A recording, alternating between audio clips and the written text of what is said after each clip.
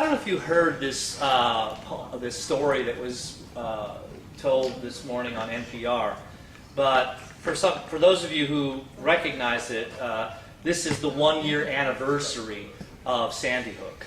Okay, and there was an absolutely unbelievable story this morning about two parents who have started a foundation for their child who was killed that day, and they started to talk about their child, and this child was extraordinary in the respect that, you know, when they started to talk about it, it made the hair on the back of my neck stand up. She was a person who apparently, her name was Avielle Richman, and because she was kind of infatuated with the unusual aspect of her name, she thought it would be kind of nice to name everything around her.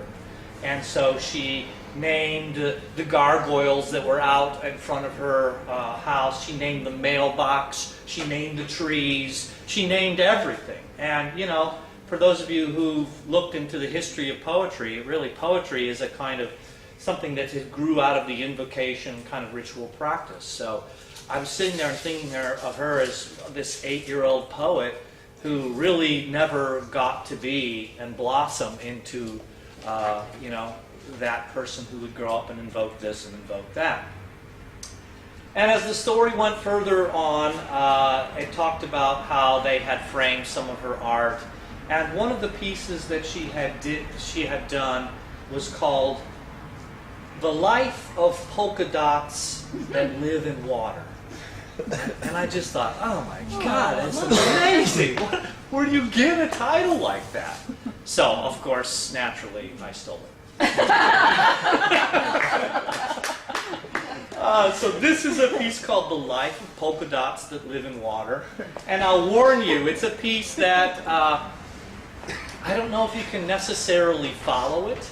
Okay? It's a piece that's, you know, probably very surreal. It's about sound and it's about image, but sense might not be there for you.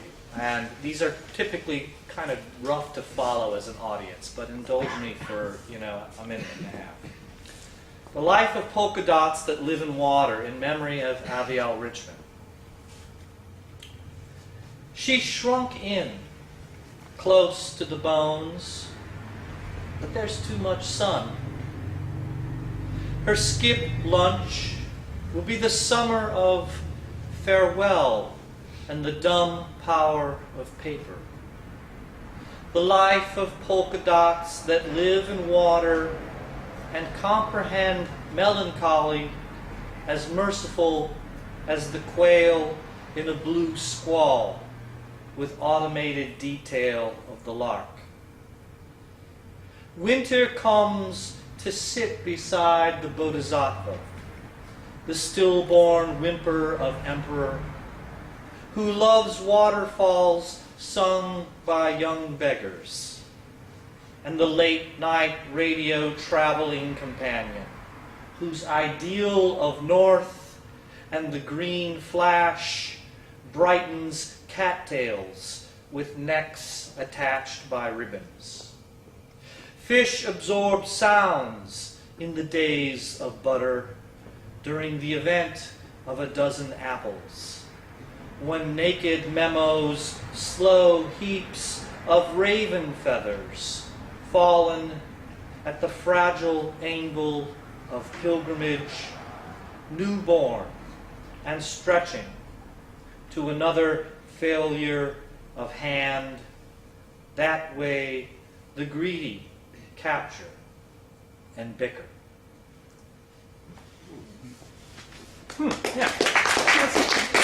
That's the noise you're supposed to make after a poem like that, right?